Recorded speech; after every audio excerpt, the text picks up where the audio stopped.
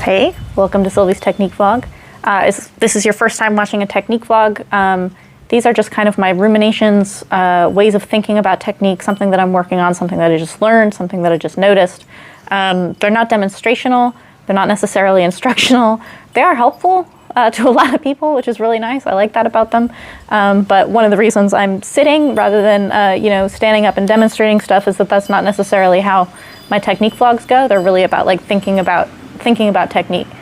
I make a public version for everyone to see, and it's usually structured in such a way that you can just immediately go work on whatever it is that I'm talking about. Just take it directly to the gym or home or wherever it is that you train. And then I have a much more involved, longer version, much more informative and pulling from references from the Muay Thai library and things like this for my patrons. So if you're a patron, you can watch the full version. If you're not a patron, it's very easy to become one. There's a link in the bio that you can click on to become one.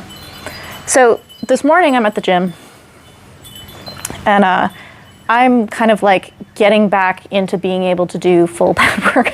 I've had some injuries this past year that have just made it so that I'm like crawling back into training twice now, which is really interesting actually, as someone who's spent a really long time thinking about technique and learning lots of different technique and learning from different people, and just I really am very like intellectual and academic about technique, and learning how to feel it and like kind of really understand it physically, because it's not actually verbal or mental, has been really interesting for me. But having to do that with someone who has so much experience, and then you have to go back to like the beginning and just make your body work again, has been really interesting to have the kind of like PhD level understanding of a technique, but your body just won't do it yet.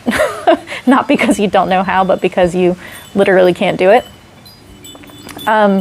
So I've been very aware of my feet as I'm coming back into my training, because that's where my injury is. So I broke the sesamoid bones on my right foot, which are these tiny little, they're like knuckles basically on the bottom of your foot, and I cracked one of them. And they keep your tendon in line, so when you crack one of them, your tendon kind of moves around, and you can lose flexibility in your big toe, which I didn't. So getting up on my toes and kind of like where I step and kind of how much weight I'm distributing on my foot and all these things have become very conscious for me. And those are things that I've been conscious of before as I've been trying to get better with my technique, but being conscious of it from a pain threshold is a much different thing. And pain is actually super helpful in allowing you to feel exactly where the borders of things are. So I'm actually a little bit, I won't go so far as to say grateful, because I wish I hadn't broken my foot, but I am thankful for the opportunity to use that as a informative experience rather than simply a sucky experience. But so this morning, I'm watching this girl on pads, and she's good, like she's trained for sure. I don't think that she has many fights, if she fights at all. You can just kind of tell people's experience in that regard when you're watching them. But she's good, like she definitely has trained. She has very nice, kicking and punching and things like this. And she was getting irritated with her pad holder, because he would call for a kick and she'd kick, and then he would kick her back. Like the moment her leg came back, he would kick her back. And she was really frustrated by this. She like stopped and gave him this look like, you're kicking me too fast, I can't block. And I was like, oh, this is so interesting, because she can block. Like she totally could block that, but the reason she can't is because of where her foot is coming down, which is a thing that you have to be aware of. I've actually made a technique vlog that's where are my feet. It was actually after I had trained with Nam Sok Noi, and I saw that the way he was cutting me off in the ring had everything to do with where his feet were all the time, like where his feet came down after strikes, where his feet were in relation to mine is how he was cutting me off, and all these different things. You can go watch that one. As a patron, you get the full technique vlog, which is the part where I talk about Nam Sok Noi. The free version shows you how to do this on a bag. So what she was doing, and this is the thing that you can just take with you directly to the gym, if you're having a hard time blocking, like if you kick and when you come back, someone's kicking you back and you can't get your leg up fast enough to block, there are two reasons why you might not be able to do that. One of the reasons you might not be able to block fast enough is that your weight is too much on that back foot.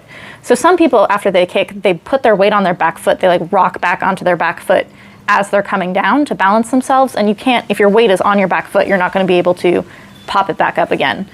But what this woman's problem was, which I could see clear as day, and I could see that she had absolutely no idea. She was so frustrated with her trainer, she thought he was being a dick, which was kind of funny, is that she was just overturning. Like, all she was doing was, as her kick was coming back down, she was like putting her foot behind her other foot. And when you're like that, your balance is off and you cannot pop that foot up in order to block it again. So if you go to your gym, if you have this problem, if you feel yourself when you're like, I cannot block fast enough, the first thing to check is, are you putting weight on that back leg too fast, which would be, that's the reason you can't do it. In which case, you can solve this by blocking with your front leg instead. But what she was doing, by putting it in line, you just have to bring that leg back and not put it in line with the other one, just don't overturn.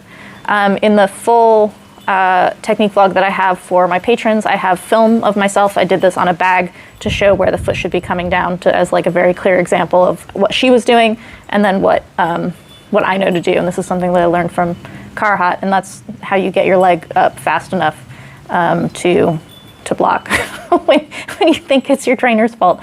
But I'm sorry, it is actually your fault. You just don't know where your foot is. So if you want to see the full technique vlog of this, I'm actually going to reference a couple more technique vlogs that I have that fit into this, that put you into a full, beautiful calibration. There are a number of things to check on yourself for self-correction, that if you're off balance or you're unable to get things, or if you're not able to respond fast enough, these are the 3 things you need to check, and these will put you perfectly in calibration. You'll mostly be able to do anything you want to do. That's in the full session for, in the full library. Sorry, for my patrons, this full technique vlog, and also the video of me showing this on the bed. So if you're not a patron, you can easily become one. Click on the link in the description and become one, and then you can watch the full version of all of these different technique vlogs that I'm actually about to reference, and you can see the video for this one.